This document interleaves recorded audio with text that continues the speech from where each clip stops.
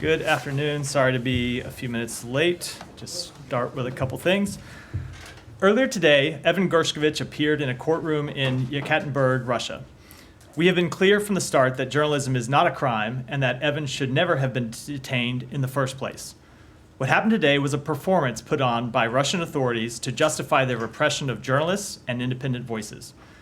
Embassy Moscow officials were granted brief access to the courtroom before proceedings began. However, they were not permitted to speak to Evan.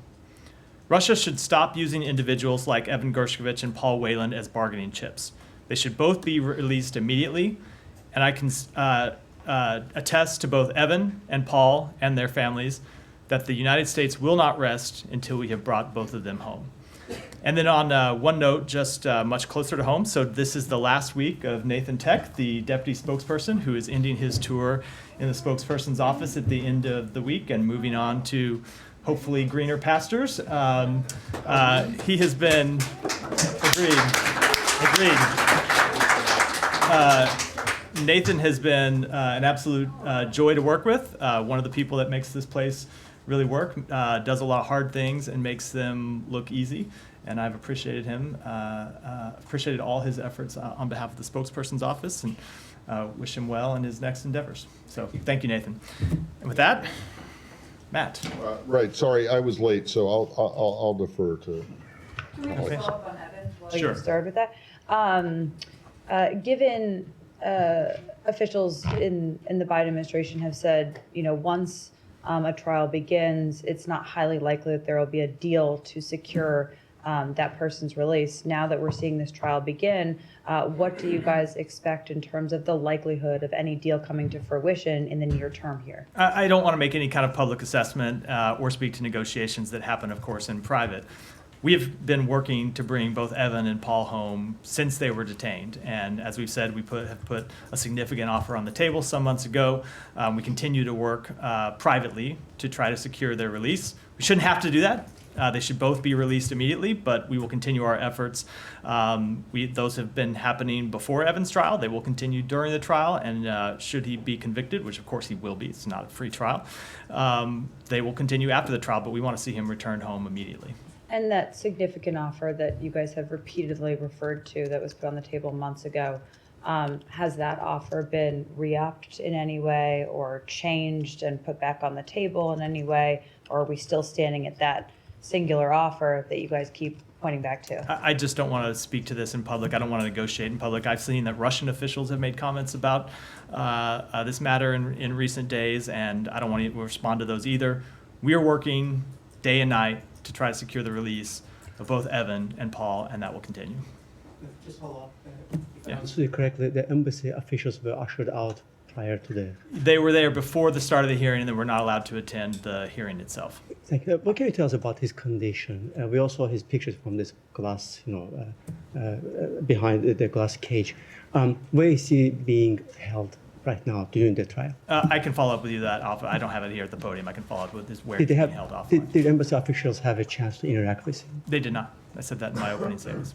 And I know you guys don't typically get into politics from this podium, but given that it directly intersects with your efforts to secure Evan, the former president, Trump, who's now the Republican nominee, said earlier that Evan would be released prior to him taking office if he wins the election on November 5th. Is there any legitimacy to that claim as far as this building knows? So I am not going to deal with comments made in a political context in a political campaign, but I would note that I would hope that every American who cares about the safety and security of their fellow American citizens would demand the release of Evan and Paul now. Not November, not December, not January, but now. That ought to be the position of every American, because I would hope that every American citizen wants to see these two wrongfully detained Americans return home immediately. Yes, Janie?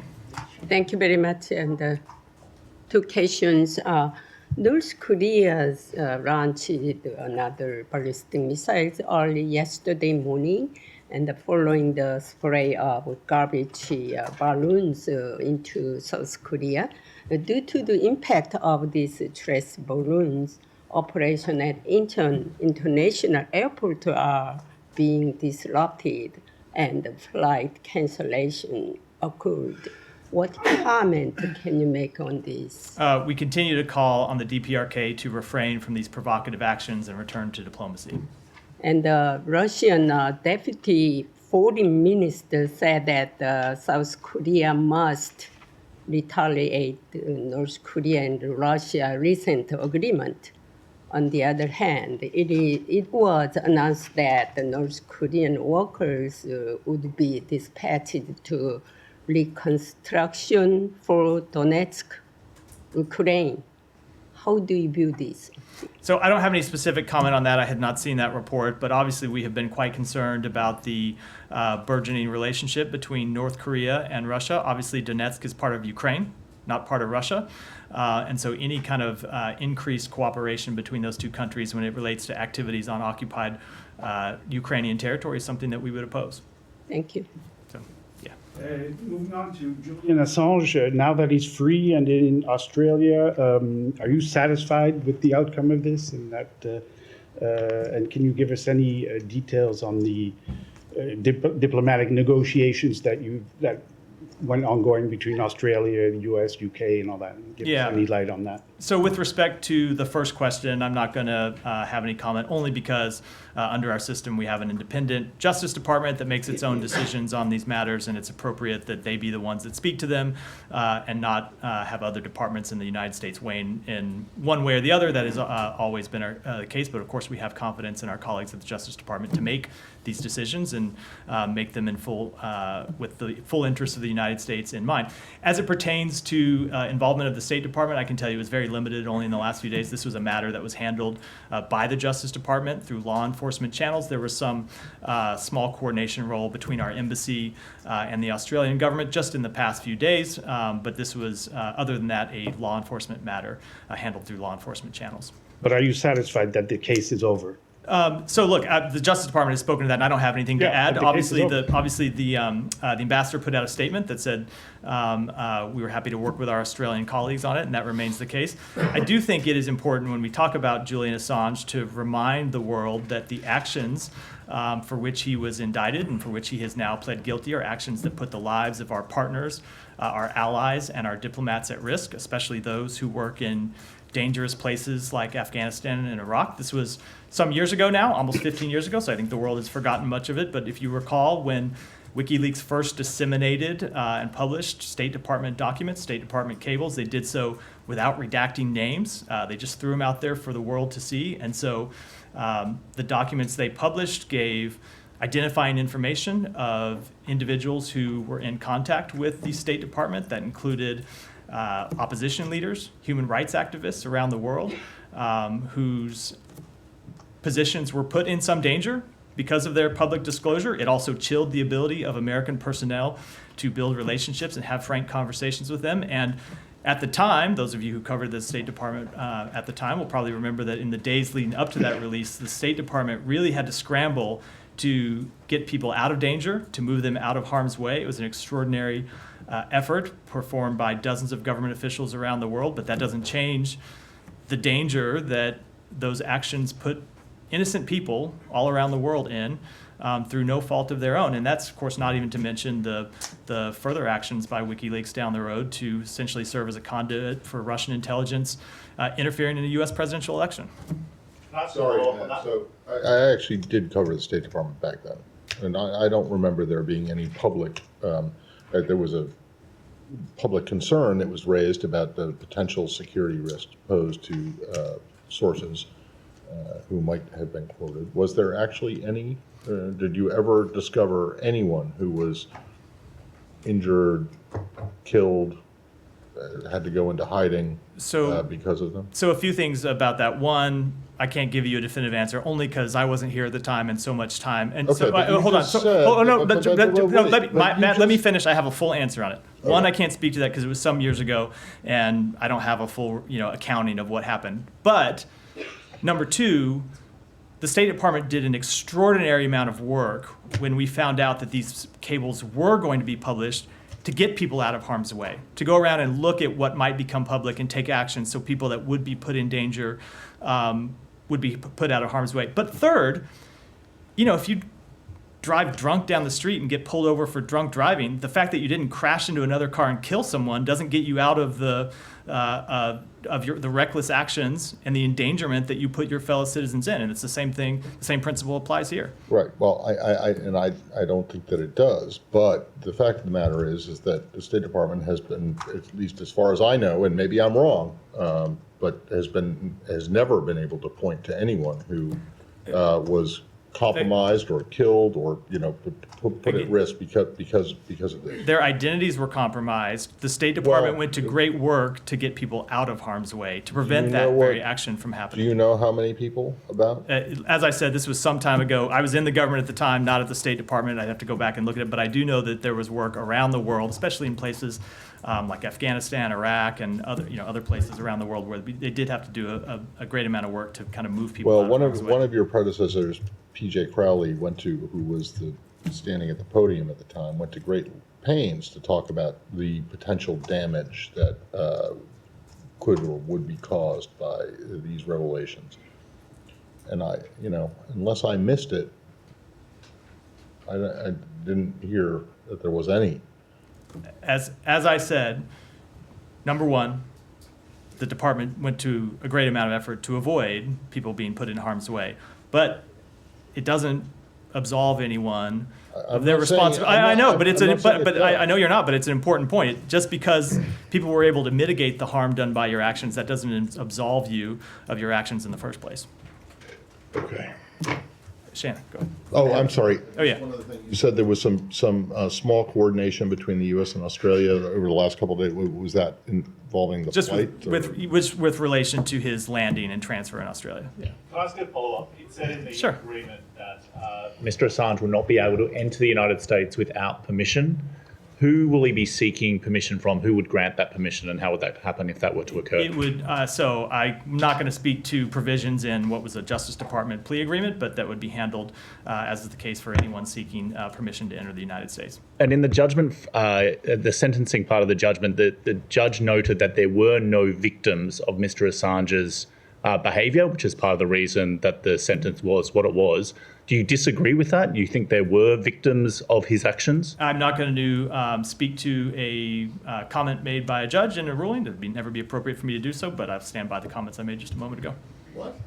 You're not going to speak to a comment made by a judge. I mean, if he did, I don't know that he did, but that's exactly the point of my question. Yeah, but I'm not. Which is that the State Department has never come up, even though it was one of the prime quote unquote victims of these leaks, was never able to identify anyone who was killed or came under. I think the point I made a moment ago is an appropriate response to that, which is just because the State Department was able to take actions to keep people out of harm's way, people that he put in harm's way, it doesn't absolve a responsibility. What actions did the State Department take? The State Department at the time was able to reach out to individuals whose names were going to be, I can't tell you that, it's almost 15 years ago, Matt, I wasn't here. Well, I know, but the case has just come to a close. But I cannot give you a full account of something that happened almost 15 years ago, but people that were here will tell you that the State Department went to great lengths to reach out to people whose identities were exposed and get them out of harm's way. And the other point I made is that it does, when something like that happens, it does chill the ability of American personnel to build relationships with people and count on the fact that the information they provide us will be held confidential. So it is not just a harm to, or potential harm to the safety and security of those individuals. It's a harm to American diplomacy. No doubt, but the fact of the matter is that you have not ever been able to identify anything tangible about any tangible negative effect. That is a different. So I think I just did point to a tangible negative effect when people are less willing to trust the United States government. To Okay, well, give me an example. Information's secret. Who was willing to? It was I was in government at the time, and I can tell you, traveling the world with a different a different agency, we often heard from foreign counterparts that they were. I'm obviously not going to speak to. I'm not going to speak to the exact conversations, but we often heard from foreign counterparts that they were worried about providing information to the United States government because of our ability to keep Okay, it. well, I secret. remember one, having been here at the time, and I remember that Berlusconi told former Secretary Clinton that he was concerned, mainly because of what the WikiLeaks, what the cables suggested about his, activities and, There were Lifestyle. there were more Yes. there were more but- substantive and serious concerns. Yeah. were there? Yeah, Okay. yeah, Can you raised. can you name I'm not a person, So, maybe, but so country? I think you know? could see why, if the point of the conversation is someone raising concern about private conversations being made public, it wouldn't be helpful for me to then make those private conversations public in response Well, to a you question said at it's this 15 podium. years ago. I'll drop it. Go ahead, Alex. Thank you. A couple of questions on Russia. Yeah. The multiple reports claiming that Russian government plane was headed to New York this morning. Are you in a position to confirm it? What are they doing there? It's the first time since last year. I'm not able to confirm those reports. I don't have any information about Please it at all. take it from me if possible. This is not the FAA, Alex, so. About the phone call between Moscow, between Russian and U.S. defense ministers yesterday. I'm sorry, Yesterday's phone call to Moscow. Why did the administration feel a need to make that phone call yesterday on the same day when ICC issued an arrest Why warrant did who against? feel the need to make a phone call? I mean, the Secretary of Defense called. It's a question you should direct to the Secretary of Defense or the Pentagon, not to the State Department. But is there any change in the administration policy in terms of discussing Ukraine without Ukraine? There is, of course, there's not. But with respect to questions about calls made by other agencies, especially agencies that hold public briefings, you should go to their public And briefings and ask them. do you have any concern about timing of it? Because yesterday we Of course spoke not. about- Of course not. On the South Caucasus, Yeah. Assistant Secretary is headed to Azerbaijan. He was in Yerevan 2 weeks ago. He was in Georgia last month. Why having this visit separately to these capitals? You guys have. We single continue trip. to engage in diplomacy to resolve a number of the outstanding issues in that region. It's something we've been working on for some time. The Assistant Secretary regularly travels there. Go ahead. There was a Hill hearing today that singled out China's growing influence in the hemisphere, specifically a megaport that's being built in Peru, set to launch later this year. Is State concerned about China's gaining a stronger foothold in the hemisphere, and what steps are you taking to counter? So we have long understood and have spoken to this publicly, the fact that other countries are going to have relationships with China. They're going to have diplomatic relationships with China. They're going to have economic relationships with China. That is no different than the United States. We have diplomatic and economic relationships with China. What we have always made clear to countries around the world, and this very much includes countries in our own hemisphere, is that they need to go into those relationships eyes wide open, and they need to understand that if they enter into agreements with China, they ought to ensure that those agreements have transparency, that they are in the best interests of their governments, and most importantly in the people of their countries, and to make sure that they've fully meet international standards. Nadia. Thank you. On Gaza, 500,000 people are facing catastrophic level of hunger, especially in the north. And actually, WFP is describing the situation as full-blown famine. So, what exactly are you doing to pressurize or persuade or cajole the Israelis to make sure that this is not going to happen and not materialize in actually a full famine?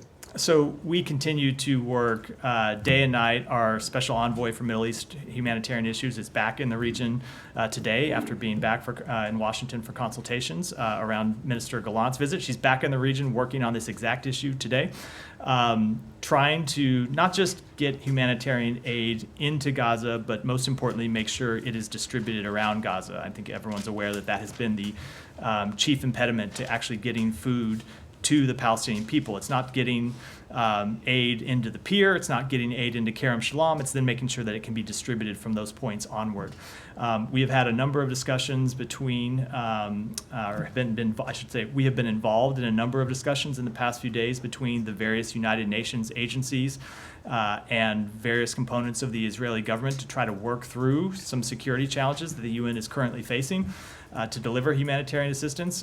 We continue to push to try to resolve their legitimate concerns about the safety and security of their personnel, and are continuing to push to try to work through some asks that they have on the table pending with the government of Israel to try to make it safer for their personnel to take humanitarian assistance and deliver it around to the people of Gaza. That was my follow-up, actually, because the UN said that I anticipated Israel. that. I read my mind. Or that Israel. So, do you believe that actually the Israelis can improve the way that the UN agencies, especially their workers, are delivering the aid? It could be met. Yeah, there are a number of threat things won't that be followed through? Israel can do. I spoke to some of them yesterday. Some of them is to allow protective personal equipment for UN workers. Some is to kind of increase communications between the IDF and COGAD and UN workers. And then there's some other things too that the UN workers have asked for that I'm not going to get into from this podium, but there is more that can be done. There are some of the requests where Israel has legitimate security concerns, and what we're trying to do is broker agreements that give the UN personnel the assurances they need that they can operate securely while still protecting Israel's legitimate security concerns. One last question is, I'm sure you've seen these detailed reports that most of them have harrowing accounts of Palestinian prisoners being rounded up. Some of them are being sexually assaulted, shackled for hours, inhumane conditions, and that's a description of Israeli human rights organizations like B'Tselem and others, and witnesses who are actually a part of the IDF who came and talked about what happened. So you often call Israel as an ally who you share values with. So how can the United States make sure that these things, which is obviously unacceptable for most democracies, that is not allowed to happen? What exactly are you doing? What the mechanism that you're using to make sure that this is not happening, and if you're investigating it yourself? So with respect to any investigations, there are, as I've said before, a number of incidents that we are reviewing when it relates to potential human rights abuses, potential violations of the laws of war, and I'm not going to speak to any particular incident from here, but there are a number of incidents where we have reviews ongoing. But that said, separate and apart from that, we have made clear to Israel that we fully expect them to comply with all human rights laws, international laws of war. That includes the treatment of prisoners and detainees. And when there are abuses, those ought to be investigated. If accountability is appropriate, there ought to be accountability, and we'll continue to make that clear then. Sure. Who was that? Who asked the question? Yeah, I wanted to follow on that. And I would say that's the last time today I'm going to do one without raising hand, but go ahead. Oh, I apologize. It was a follow on her. On investigation of the use of Palestinians as human shields, or video that was on social media today about Israeli forces using attack dogs. You talk about investigations. Logistically, what does an investigation look like, and when would we see results of that type of investigation? So it depends whose investigation you're speaking to. If you mean the reviews that are going on by the United States, there are personnel inside the State Department that conduct reviews with respect to the laws of war in this conflict, as we do in other places around the world. And I don't speak to those reviews before they're finalized, nor can I preview when they would be finished. But just to speak to some of the complexity that we face in launching those reviews, and it's the same complexity I face sometimes in answering questions about this from the podium. So yesterday, Doctors Without Borders put out a statement saying that a doctor who was a member of Doctors Without Borders was killed by an IDF strike while, I believe, on his way to work inside Gaza. I was asked about it at the podium. I said, I can't give you an assessment on that strike because I don't know the details. Hours later, the IDF put out a statement saying that particular doctor was also a terrorist member of Palestinian Islamic Jihad, who was a member of a participant in their rocket program. I don't have the ability to litigate that claim. We don't, at first blush, often have the ability to litigate claims made by the different parties in this conflict.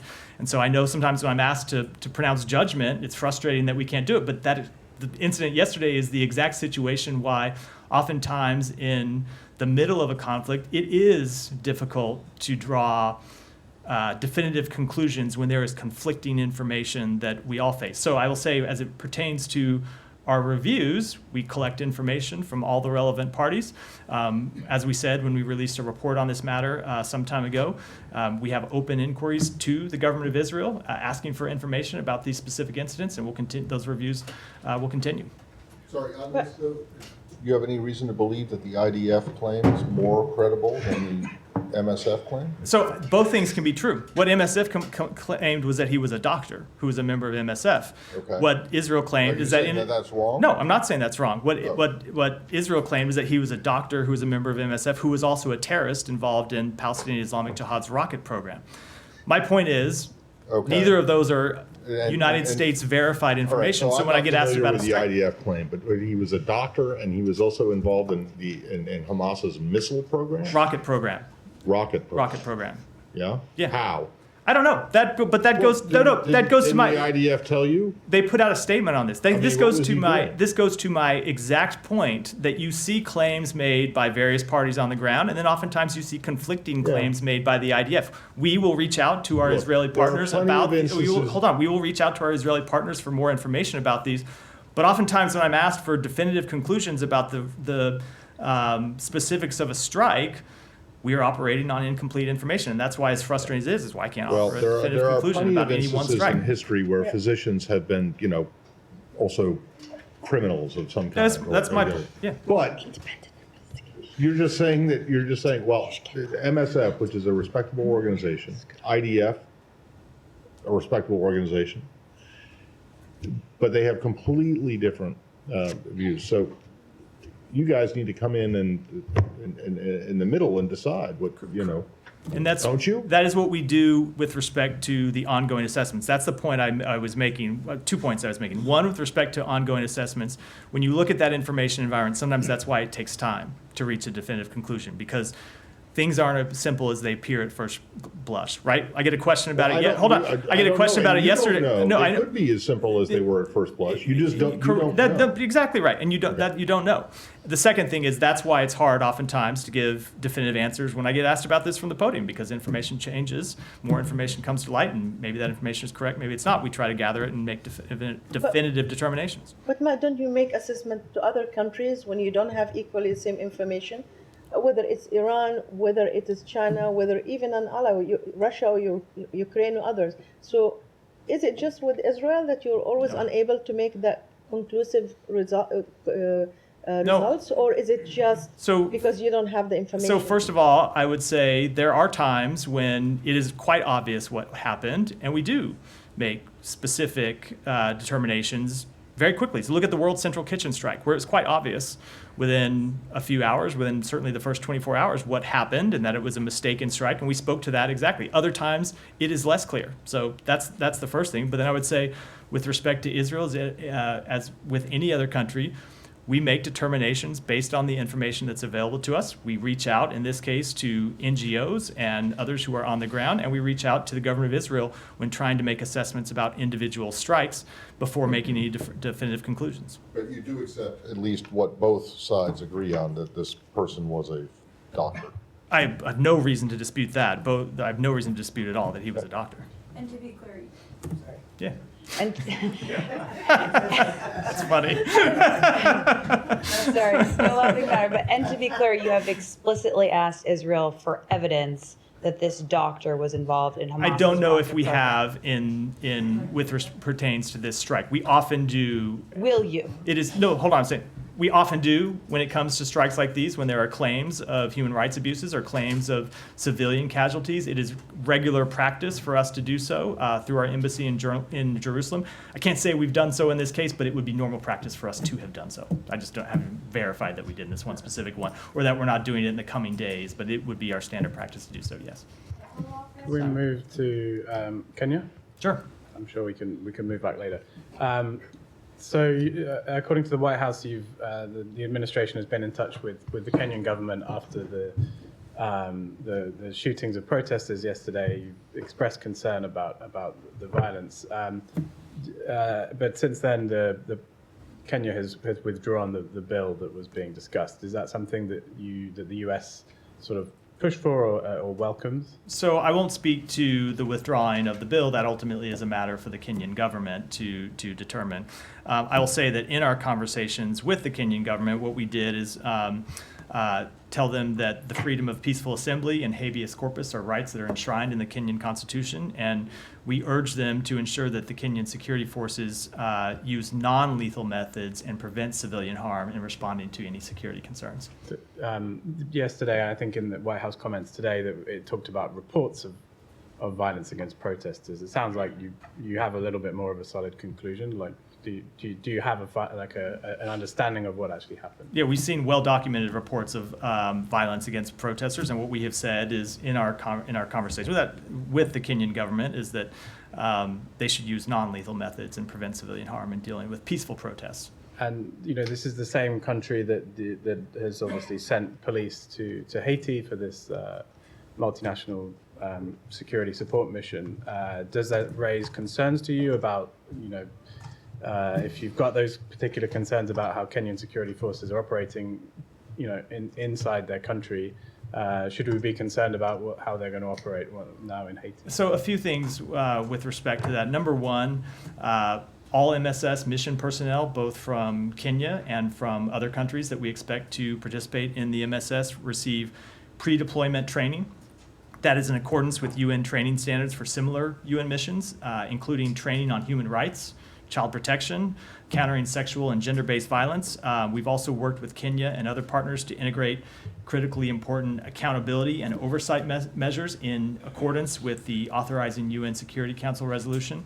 And that includes operating in the highest standards of transparency, conduct, and discipline, and includes compliance mechanisms to prevent, investigate, address, and publicly report any violations or abuses of human rights related to the MSS mission. So we have both, working with the UN and others, worked to establish training on the front end and then to ensure transparency and accountability for any alleged abuses on the back end should they occur. Who has oversight over that mission? The United Nations, ultimately. It's a United Nations Security Council authorized mission. Shannon. Also in Kenya, President Ruto claimed that organized crime groups infiltrated those protests.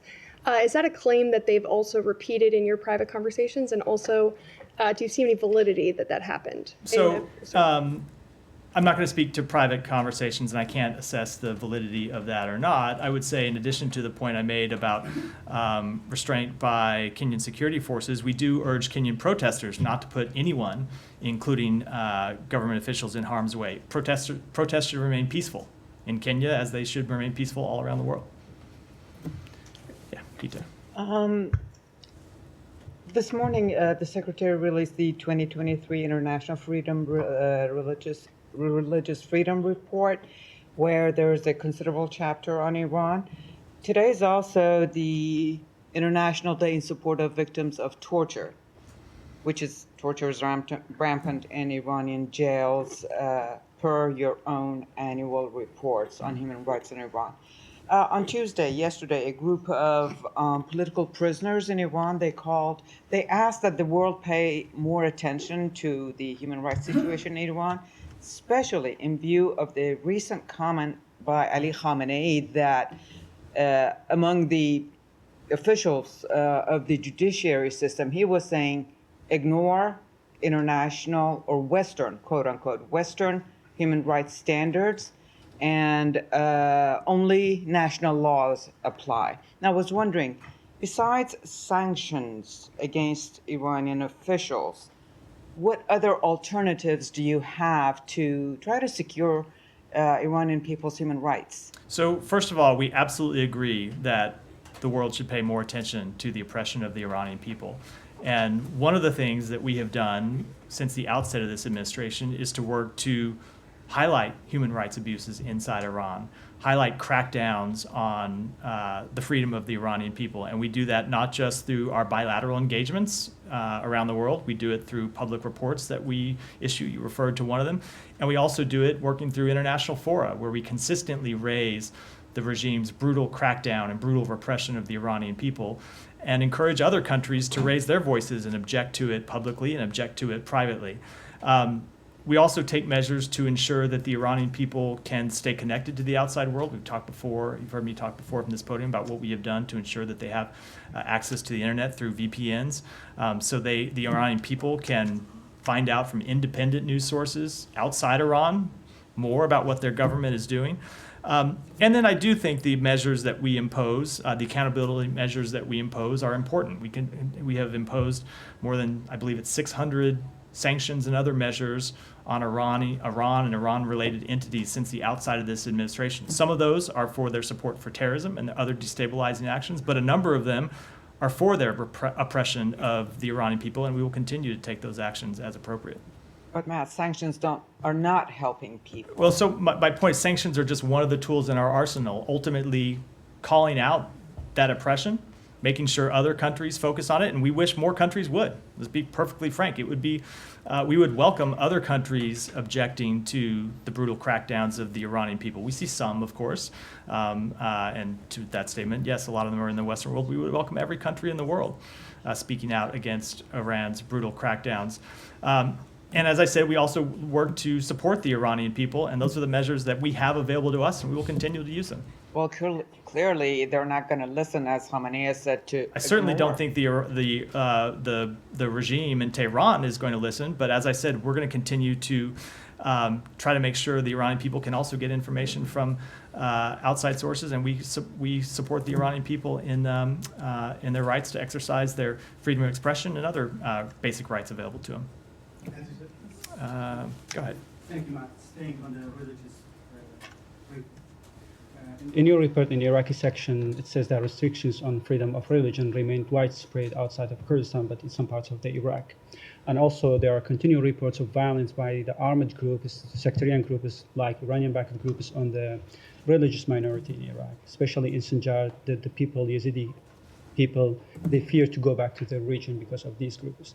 So what tools and what measures do you have, and have you put in place against these groups in order to take their responsibility? So first of all, when it comes to the report that we released today, I'm not going to be able to give you a detailed answer as pertains to what's in the report. It's a long, detailed report, covers scores of countries around the world, and I'm not an expert who can speak to every piece of information that was in the report. I will say the report itself is the point of the report itself is to make information public. It is not it is not the vehicle through which we impose accountability measures. It is the vehicle that informs the policy choices that we make. So it is one of the things that we do to gather information, to make that information public, and then we take into account all the information that's in the report to inform the policy choices, none of which I'm going to preview from here. Another question on the Kurdistan region. After long postponement, today the Kurdistan region President Najm Barzani sets October 20th as the new date for the Kurdistan region's election. As the U.S. government were engaged and so encouraged the Kurdistan region to schedule a date for that election. So what's your comment on that? And how do you see the process of preparation for that election and also the recent change to the election in that region?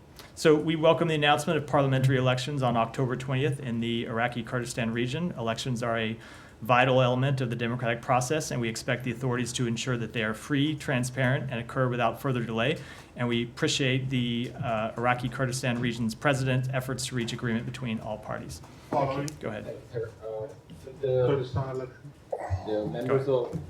members of Senate Foreign Relations Committee wrote a letter to Secretary Blinken calling for a strong diplomatic response on Indian government's involvement in assassination attempt on a U.S. citizen at U.S. soil. They're also asking for a briefing on this matter. What is your response on this? So we will respond to those members privately, as we always do. I won't speak to that here. But as pertains to the other issue, when this issue first arose, we made clear that we had raised it with the government of India and told them that we expected there to be a full investigation. They've announced that they are conducting an inquiry, and we will look forward to the results of that inquiry. So U.S. lawmakers yesterday passed a resolution supporting democracy in Pakistan. In a significant bipartisan support, U.S. lawmakers urged Biden administration to collaborate with Pakistan in upholding democracy, human rights, and rule of law. Any comments on that? So I'm not going to comment on that resolution specifically, but speaking generally, our most senior officials, including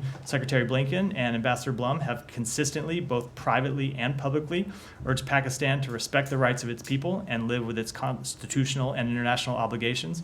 We continuously urge the government of Pakistan to respect human rights and fundamental freedoms including the freedoms of expression, association, peaceful assembly, and religion, as well as the rights of marginalized populations such as women and religious minorities. Go ahead. Yeah. About Kurdistan parliamentary elections, how do you expect the elections to be conducted, and what steps will you take to ensure their success? I don't have anything to speak to. I don't have anything to add beyond the comment that I gave a moment ago. Elections are obviously a vital important of the democratic process, and we welcome the announcement of parliamentary elections on October 20th. So, go ahead. I just wanted to ask about the IRF report in regards to China. Secretary Blinken said that religious freedom is the worst it's been, citing a Pew Research poll study that says it's the worst it's been since 2001 when it first started recording. In China, the House just passed a bill yesterday called the Falun Gong Protection Act, which would sanction any individual involved in forced organ harvesting related to the Chinese government. It would also stop the U.S. from cooperating with China in the organ transplant field. What further measures does the State Department have in countering the forced organ harvesting by the Chinese regime? So let me take that comment back and get you. Let me take that back and get you a comment. Sorry, is the IRS report out? I believe it's out. The Secretary did a public event earlier today. It should be released. Yeah, I think it's posted online. So I don't think it was sent to. My apologies if that's correct, and I have no reason to doubt it is. But we will get it to you, Simon. All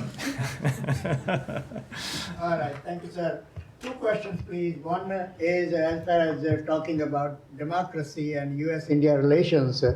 A lot of analysis were going on as far as this largest elections on the globe. 700 plus million people went to the polls in India, and by the Indian American community here, and also analysis in Indian press.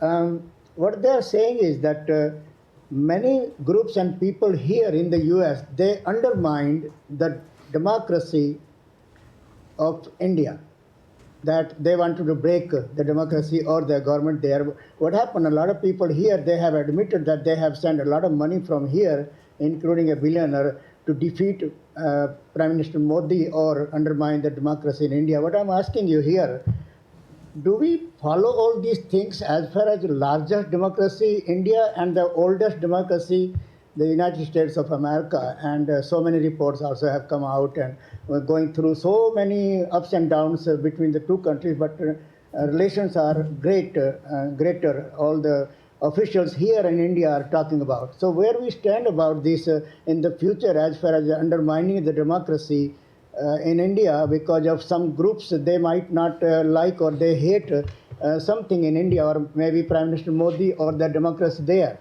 So I can't speak to those specific reports. I'm not sure what they refer to, but I can tell you when it comes to the Indian elections, we have been quite clear on behalf of the United States government that we celebrate what was the largest exercise of democracy in the history of the world. It was an extraordinary achievement, and then when it comes to the outcome of the election, we obviously take no side. That is a question for the people of India to decide.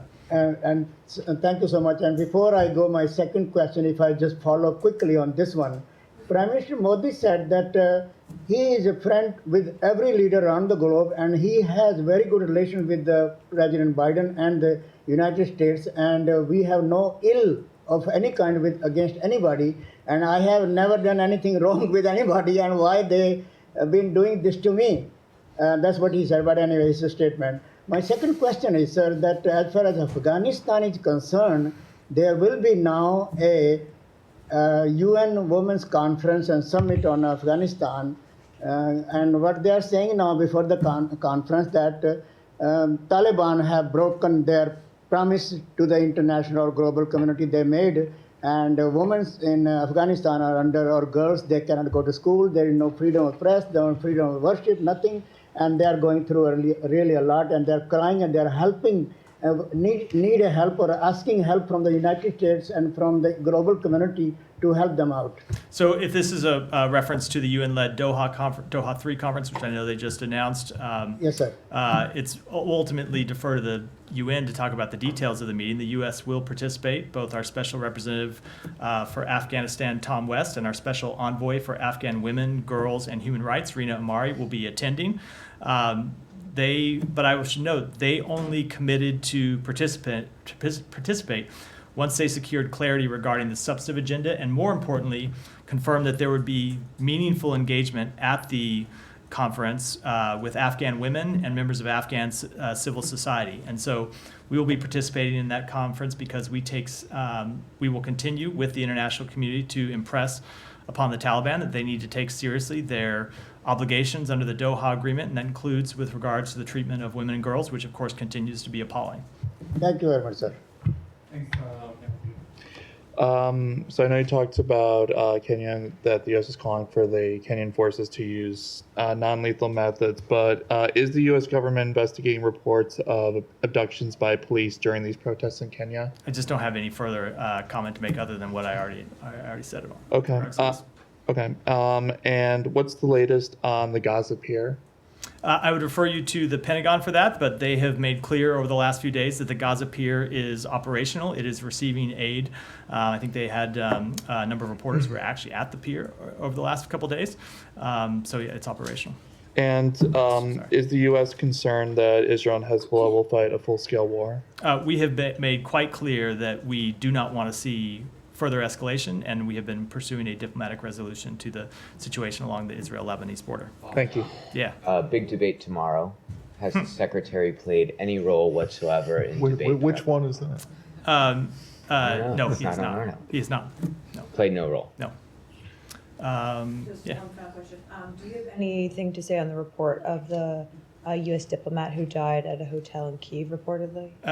I do, and so we can confirm the death of a U.S. government employee who was under Chief of Mission Authority at Embassy Kyiv. We extend our deepest condolences to the family and loved ones of our colleague. Don't have any further comment about the situation other than to say, and I hate to even bring this up, but I know sometimes conspiracy theories spin out of control, that is our understanding that he died of natural causes and there's no sign of foul play. And with that, we're wrapped for today. Wait, I just want to go back to one thing that Kylie asked at the very beginning when she asked you about Trump's comments on Evan Gershkovich. There is actual and alleged precedent for deals being tried to, for people trying to arrange deals for detainees. Going back years, decades. 45 years. 44 years, right? 1980, Yeah, 79, right. Yes. Check my math, yeah, good. Yeah. But not just that, there were also allegations that in 2016 that the Trump campaign was involved in trying to do some stuff behind the scenes with Israel and with Turkey.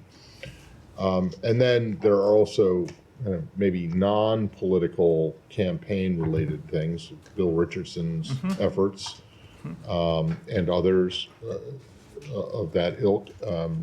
Are you saying that, or are you discouraging any non-governmental attempt to free Evan and Paul Gershkovich and Paul Whelan? A few things about that. We would welcome any productive efforts to secure the release of Evan and Paul. I'm not aware of any non-governmental efforts. I would hope that anyone pursuing such an effort would do it in coordination with the United States government. As I said, I'm not aware of any now, but I think that would be an important principle. But the other principle I said, I think, is the most important thing, which is we want to see them released now. Not right. No, fair enough. But I mean, it doesn't matter to you guys if there is such an effort going on, whether it is potentially politically motivated or not. I think we would want to see that effort fully coordinated with the United States government. Beside that, I don't think I want to go too far down the rabbit hole of hypotheticals. All right. So with that, we'll wrap for today. Thanks.